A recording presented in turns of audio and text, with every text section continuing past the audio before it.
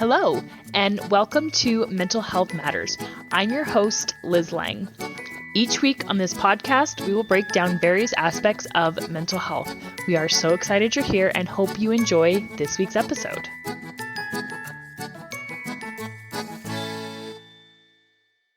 Hey guys, Liz Lang here with Jeremiah and Selina Woodruff, and this week we are going to get into self-care for parents.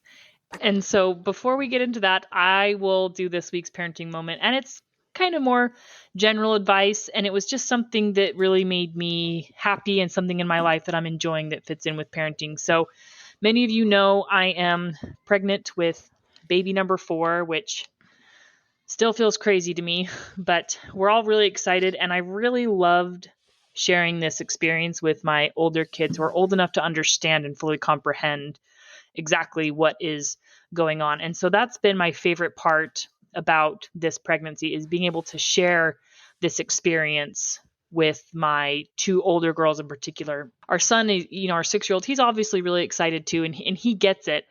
But, it's a little bit different with a 9-year-old and a 12-year-old because they genuinely understand what it means and to go through everything I'm going through and the sacrifices that I'm making and everything that my body is going through. So we were sitting in church a couple of weeks ago, and everybody's reached over with their hand on my belly trying to feel kicks. And that's another thing that I just absolutely loved, is they're always, and physical affection is very common and very natural in our house. And so I don't mind at all. My belly gets kissed a lot and I love it. And I think it's great. And they're always wanting to talk to my belly, and talk to the baby and everything. And so I just think it's really special. And so, pregnancy can be really difficult, but I am really trying to just take the time to enjoy it and to enjoy those moments. And I think that's just a really good advice for parents in general, is to take the time to enjoy things, to enjoy the moment that you're in, because so many parents often, they look back and like, oh, I miss those days. And I'm not going to pretend that there aren't moments that are hard, right? I mean, and every phase of life is hard, but I really feel, or at least what I've noticed in my life, is when I've taken time to enjoy the moments, to really just savor and be in the moment and enjoy what I'm in right now, I miss it less, or I feel less regret that they're growing. So enjoy the moment that you're in as a parent.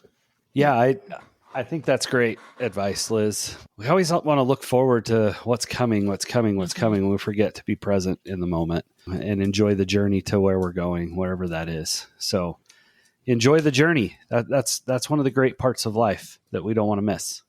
Yeah. And I think you can absolutely do both. You can absolutely look forward to what is to come. Like, you can look forward to sleeping through the night, or, you can look forward to your toddler being more independent, but that's perfectly fine. You can both do that and enjoy the moment you're in.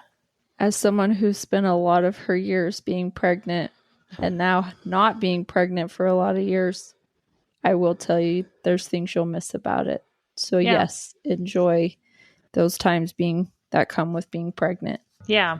And so, but it's one of those memories that I will definitely always cherish, of just, 4 hands reaching across to touch my belly to try to feel kicks and movements. It was just a really, really special moment to me. That's awesome. Okay. That actually ties in quite well with today's topic of self-care. So balancing love, limits, and self. So if you're a parent, you already know burnout is going to happen. If you're going to be a parent, I'm going to tell you now, burnout is going to happen. It's just an inevitability, and it's just part of it, because it takes a lot to be a parent. So there's ways that you can bring better balance, and there's great ways that you can cope with burnout and maybe even help prevent some of the burnout. And, this still happens with teens. I mean, I think a lot of young parents think, oh man, it's going to be so much easier when they're teenagers and they can take care of themselves. Tell me what the reality is, guys. You can't fix their problems with Band-Aids. The challenges become more complicated, right? And Selina and I love being parents of teens. It's a lot of fun. Mm-hmm. Every stage of life has its challenges for parenting, whether that's the infant and toddler 100% dependence challenges and never getting a break, or the the young child that is growing and learning and developing and learning to walk and getting into things. There's those challenges. And then we move into the adolescent phase and we start to add some more complex things that can happen, right? Yeah. We start dealing more with relationships and friendships and body changes and hormone changes and mood changes and all of the things that are going on. We get busier schedules that tend to take more time from us. They need to be here, they need to be there. Then we start to look forward to the day they get their driver's license. But with that comes, again, additional challenges and struggles. And how do we set boundaries and limitations around the driving so that we keep them safe and help them to grow through that process? And we could go all the way into, older teenagers, the dating that happens and the other struggles and challenges that come along with that. And then we end up with adult children and we're still their parents and how to parent those. So there's challenges that come in every phase, and certainly some will look forward to when kids are teenagers and be a little bit more independent. But I just don't see a time where the struggles and difficulties subside. They just change and they move, and we learn how to manage those in healthy ways. And that's kind of what we're going to be talking about today, right? Is finding that balance, because we love them, but we need them to have limits and they need to have limits. And then, what do we do for ourselves as individuals and how do we manage our own lives? So there's a whole lot going on here. I think that it shifts maybe from when they're little, it's a lot of physical work, but as they get older, I feel like it kind of shifts to more of a mental and emotional work that is done. And we spend all this time pretty much controlling their life and doing everything for them. And then we have to learn how to shift into being more of that mentor and not controlling. And that's a hard change. Yeah, it is. And I definitely agree with, as younger, there is that physical demand, but the mental demand and the emotional demand, it's just as taxing. It's a different kind of taxing, but it is still just as taxing. We've all probably experienced just that mental and emotional exhaustion where you're like, man, I haven't really done a lot physically today, but I'm just wiped out. I'm just exhausted. And it's because we all have limited emotional and mental capacity to give during a day. And so it's all exhausting, but it doesn't always have to be. And there are things that you can do to set healthy boundaries for yourself. And, as far as adult children, speaking from experience, your parents never stop being your parents, and they never stop wanting and desiring to help you and take care of you. And, I really love and appreciate the relationship that I've had with my parents as adults. And a lot of it is because I can and do lean on them, emotionally and even sometimes physically when I need to. When I've gone through hard phases in life, we had some complications with the pregnancy, and my mom was like, I'm coming over to help take care of you. And she didn't ask. She just said, I'm coming over. And I'm like, oh, that sounds wonderful. And so, parents, you never stop loving, and you also never stop worrying about your children as well. My dad still, when we're out traveling, my dad still asks, hey, text me when you get home. I just want to know you made it in safe. And it's a parent thing. And I'm sure you guys feel the same way about your adult children. Oh, yeah. I think the worry only grows because adult children have their own families. And so now the concern is extended to their spouses and their children and the things that are going on in their lives. And so there can be a lot going on here. And it can be a lot to handle, and it can take a toll on us as parents and individuals, and our culture for a long time. And I just don't feel like I see it so much now, but I felt for a long time that there was this idea that parents have to give up absolutely everything for their children, no matter what. And that's what a good parent does. They take care of absolutely everything. And I think that can be a little bit dangerous. And we're going to get into some of that, but just learning how to have healthy boundaries and still expressing and showing love and unconditional care for our children, all while making sure that our cup is full as well, so that we can show up for them, especially when the really hard times pop up, because they will. Mm-hmm. So I have a good example of this. So our oldest is 12, and so she naturally needs less sleep than our other two. In the evenings, I mean, we keep kind of the bedtime routine the same, and so because the other two kids still need to go to bed, and she's like, well, can't we do something at night before I go to sleep? Like, let's read a book. Let's read the Harry Potter series together.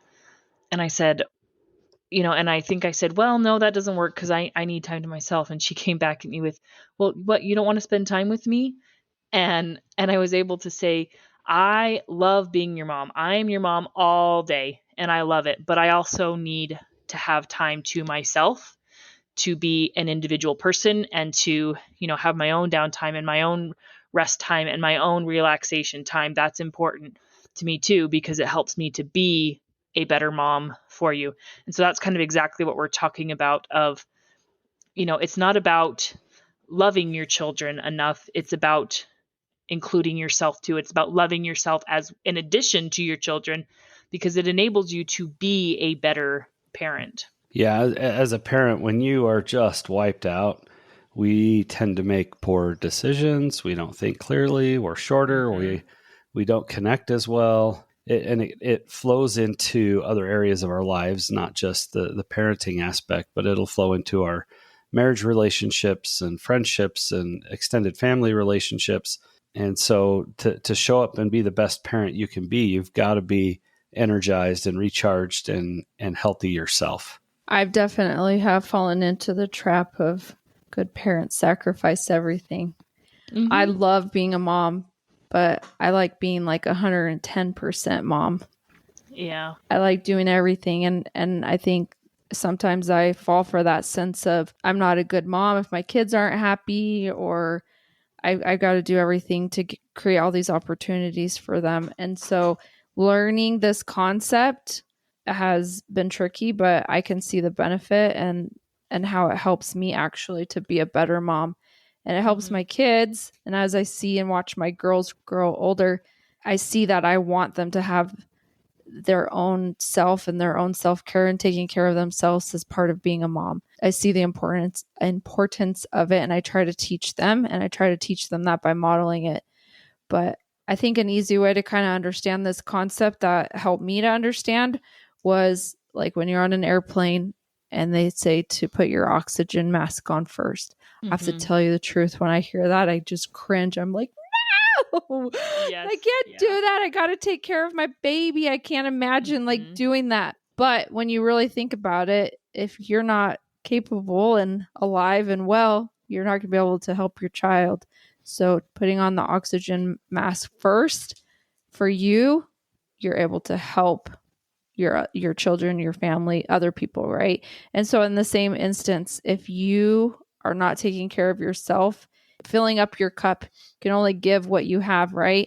And so if you take care of yourself, then you're able to help other people actually better and more. And what's interesting about that analogy that I love is that the better we care for ourselves, the greater capacity it gives us to help our children and to serve them and to be present for them. And in the inverse of that, the less we take care of ourselves. So if we get caught up in this idea of that I'm going to sacrifice everything, even my own hobbies and time and personal growth, we're actually diminishing our capacity as a parent. And this principle rings true. It's interesting. We saw for a while, at least I did, again, this idea that one of the things that we would sacrifice is our marriage relationship, right? Yes. Well, the kids come first. We got to take care of the kids.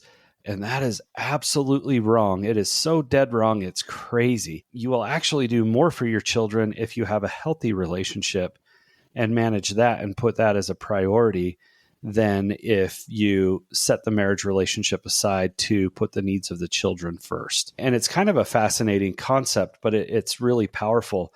One of the things that a healthy relationship does for a child is create security for them. Mm-hmm. They feel secure when mom and dad have a good, healthy relationship, and they don't have the fears and the worries. And so it's super good for them, and it models for them what relationships should be like, especially romantic relationships. And so this idea of taking care of yourself first is not a selfish thing, but it increases your capacity as a human being to help others. And of course, in this case, we're talking about our own children. It's kind of a neat thing to me. Right. And the reality of life is there are going to come times where you do, like, sacrificing for kids is part of the bargain. Yeah. Right. And especially, when emergencies happen, maybe you have this really fun date plan and you're really excited for it. And then your kid breaks a bone and you got to go to the emergency room. Right. Yeah. Like, no, we're not talking about not sacrificing. And I guess we should be clear about that. What we're talking about is sacrificing everything. Because we do sacrifice. Having children is a sacrifice. Mm-hmm. Selina and I can't just get up and pack our bags and go away for the weekend without having to make sure that the children have food or a place to stay or somebody to care for them, or whether they're coming with us. Like, there's always going to be a sacrifice. Sometimes, a date might get interrupted because, something happened at home or somebody's having an issue. But if we don't put those things first in our lives that should be put first, and we always, always, always put the child first, we're going to diminish the other relationships, and we're going to diminish our capacity to be present for our children, to be able to do the things that they need us to do as parents. Right. And I also 100% agree about the importance of that marital relationship. And, parents have this mutual understanding of, our job is to keep the human alive, keep the tiny human alive. And that's going to require a lot of sacrifice, a lot of time, and a lot of energy.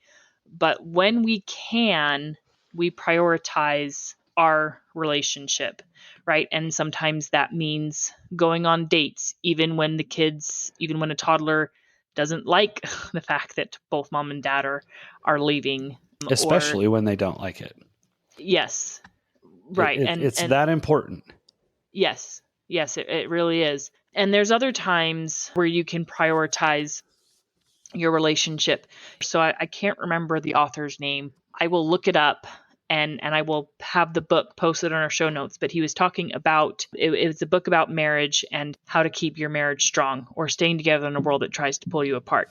And one of the things that him and his wife would do is they would make time for intentional connection. So after dinner, they had their coffee date. And for 20 minutes after dinner every night, they would sit and connect. And the kids knew, unless somebody was dying or something was on fire, you don't interrupt mom and dad's coffee. You don't interrupt our coffee time. This is our time to sit and be a couple. And that's a really great example of a great way to set a boundary and to prioritize your relationship. And again, it's good for the kids to see that. That's a very healthy thing to do. And it needs to be that way all the time, right? If you want to make time to do your hobby, so maybe you're really into crocheting. That's just an example. And your kid's like, oh, I need this right now. And I say, okay, do you really need it right now? Or can I finish up this row that I'm working on, or let me finish up this thing that I'm working on, and then I'm happy to come help you. That's not selfish. That's saying me too. Yeah, I love that example. And we're not suggesting that everybody has to have 20 minutes of coffee time after dinner. Right. That's just what worked for that couple. And yes. Every couple is going to be different. Every family situation is going to be different. But the principle is to prioritize relationships in a healthy and an appropriate way. And there are certainly times we're going to give a higher priority to our children.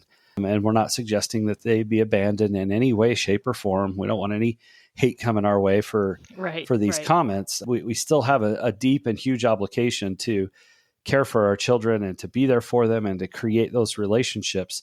What we're suggesting is that there's a prioritization that happens within the familial relationships. And the number one priority is the husband and wife. The mom and dad. And the number two relationship is definitely the children. And it's a very, very close second. And of course, there are some other complex things out there in the case of single parents or divorced and remarried. Right. There's some nuances that are going to come along with those intricate details of those relationships. But in general, creating that environment where mom and dad are healthy and happy creates a better opportunity to be better parents, to show up better, to make better decisions, to be more wise, to connect better. All of those things just do better when mom and dad are healthy and happy and recharged and energized because they took the time to prioritize themselves and the relationship. One thing that Curtis has always done to help support me in my mental and emotional health is he's always encouraged me to, if I want to go out and have a lunch or a dinner or something with a friend, he's always been encouraging and supportive of that.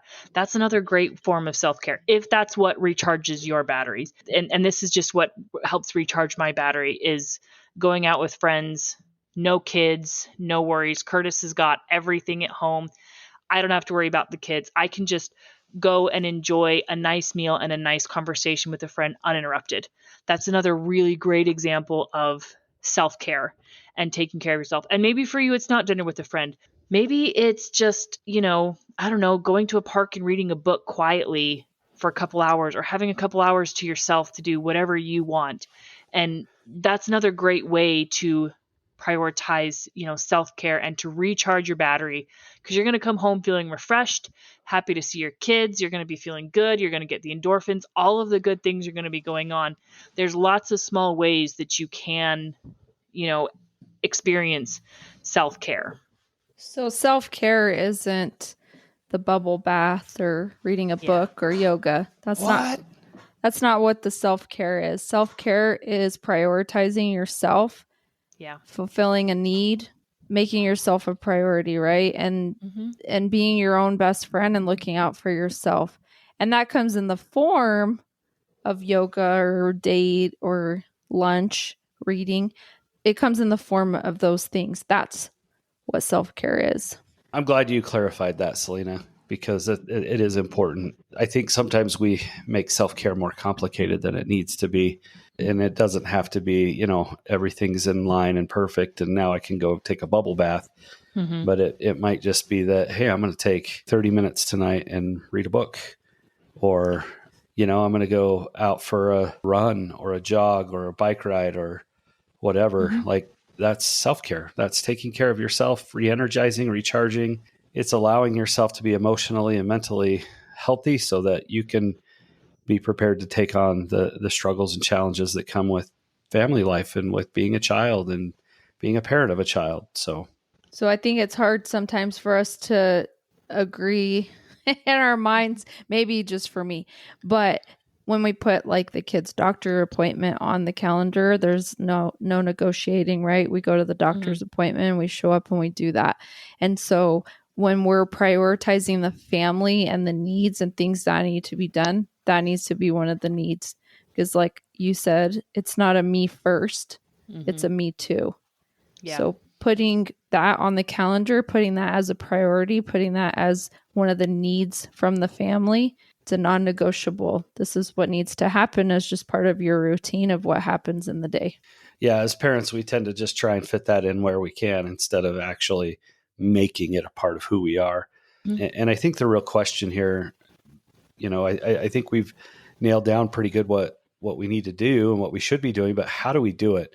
How do we prioritize that self-care when we have a child that is demanding and wants this or that from us and needs us to do something or another? I think too often we run to their aid because they have a need, when in reality we could go, we can handle that later. Yeah. Right now I am doing XYZ. And so in an hour, I'm happy to help you with that. Or, you know what? Your project's not due for 3 more days. We don't need to run to the store right this moment and me drop everything. But I was going there tomorrow, and I'll be happy to pick up the supplies you need for the project at school. So helping our children also see and understand that, hey, maybe this isn't an immediate need, but it's something that we can plug into the schedule in a more convenient way and time.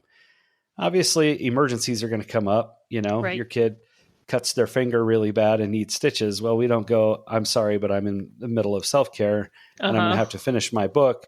I'll be with you in 25 minutes. No, we're going to drop what we have to drop and go take care of whatever they need and get their finger taken care of. But in general, I worry that as parents, and I know I'm guilty of it, I'll cancel my plans and change everything to be there for one of my kids.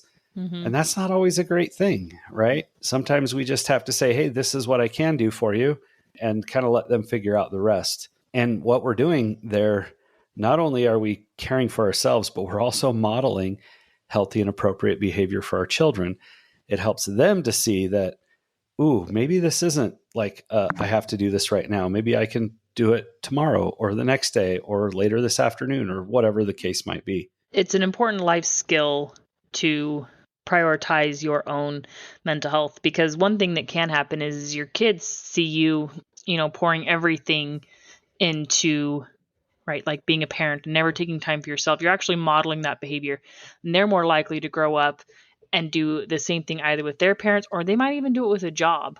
And they might get, because right, they can get so wrapped up in this job that they lose their sense of identity and they lose their self. And they let a corporation or a boss or whoever or whatever it may be run completely over them and take advantage of them because they can't say no. So you saying no teaches your kids to say no, and that is something I think everybody struggles with, is learning to say no. But it is an important life skill that will serve them well into their adulthood. Yeah, we're helping them learn to set healthy boundaries that say, hey, this is the space I'm willing and able to operate in. And that's just the way it's going to be. It's very good for them. Yeah. So real quick to wrap up, I want to make a distinction here. I like to distinguish between self-care and self-maintenance, right? So self-maintenance are things that you have to do, right? You have to eat, you have to take a shower, you have to sleep. Okay.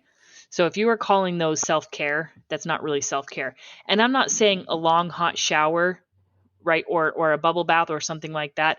I'm not saying that can't be self-care, but what I am saying is self-care needs to be intentional. So, I got to eat a meal today. That was self-care. Well, was it really self-care if all of the kids were running around screaming and you didn't really get to enjoy it? No. So yes. And obviously parents have had to do it. They've had to eat the meal on the go, or they've had to eat the meal with the chaos because they do need to eat. But, self-care could be as simple as, okay, the kids are fed and I got myself this special treat. I'm going to sit for 15 minutes, 20 minutes in the quiet, and I'm going to enjoy this meal and just, enjoy time to myself. Okay, so that's the difference between self-care and self-maintenance. You haven't showered in 3 days, and so you have 10 minutes to go take a shower. That's not self-care. That's, I need a shower because I'm a human being. Whereas if you said, okay, you know what? I'm going to take an extra long shower, an extra long, really hot shower, because it's going to help me feel refreshed and rejuvenated. Maybe I'll, or maybe it's a bath or whatever it is. So I think that is an important distinction, because if you're just scheduling in your self-care because it's convenient and it's something you need to do anyways, it's not self-care. Same thing with grocery shopping. Going grocery shopping by yourself is not self-care. Going shopping by yourself and, making it about you can be self-care. I think that's an important distinction. I agree. And I appreciate you sharing that. And I love the idea of being purposeful and planning our self-care and making sure that we have those needs of ours met. Again, just makes us so much better of a person. We're better employees. We're better parents. We're better partners. We're better human beings when we have our cup full and we're not struggling to try and fill it in the midst of taking care of our children and doing all the other wonderful and crazy things that we do as human beings. Yeah. I mean, it's okay to tell your kid, well, you're going to have to wait 5 minutes because I would like to enjoy my food while it's still hot. That is not selfish. That's actually a pretty reasonable request. Or, you're okay. Yeah, I can see this is important to you and I'm happy to help you, but you're going to have to wait, 5 or 10 minutes because I want to finish this conversation that I'm having with your dad. Right. So those are lots of examples of showing kids how to set healthy boundaries, or, how to maintain your sense of self and your sense of identity. And it is so easy for parents. And, I think this is especially true for stay-at-home moms. And, obviously I've been a stay-at-home mom and I love doing it and it's been really great. And it's been a huge part of my identity, but it is so important to cultivate an identity and something outside of being a mom, because as we've talked about, that's going to help you be a better mom if you have something besides, something outside of being a mom. I don't want to say just a mom, because no one's just a mom. It's actually a really big deal. But if that is literally your only identity, you're going to burn out, and you're going to burn out hard. So, right, you also, obviously you need to be a wife, but you also need to be a friend. Maybe you you need to be some sort of a hobbyist, whether it's crocheting, exercise, reading books, whatever your hobby is, do what you can to cultivate it while your kids are young. I love it. Okay, final thoughts. I would say to think back recently, what is something that helped you to feel most alive? And I would focus on that and try to figure out how you can have more of that in your life and how to schedule that as part of a family need. And along those same lines, take a look at your schedule. Are you overdoing it? Are you overscheduling your family and not leaving enough room for everyone to re-energize and recuperate? The world is full of good things to do. Mm-hmm. We could just destroy our family doing good things because we don't have enough space and time to take care of the things that need to be taken care of. And so look at your schedules, look at what's going on in your life, and see if there's an opportunity for some changes there. Yep, I love it. You can't pour from an empty cup. So your teens, your kids, your whole family benefits when you fill your own cup. Okay, so we have talked about setting boundaries between you and your kids. Now, next week, we're going to get into helping your kids set healthy boundaries with adults, particularly adults that are not a parent or the primary caregiver, because also very important for safety and mental, physical, and emotional well-being. So we will see you all next week. Have a question? How about a topic you'd like us to cover? Send us an email at mentalhealthpod21@gmail.com.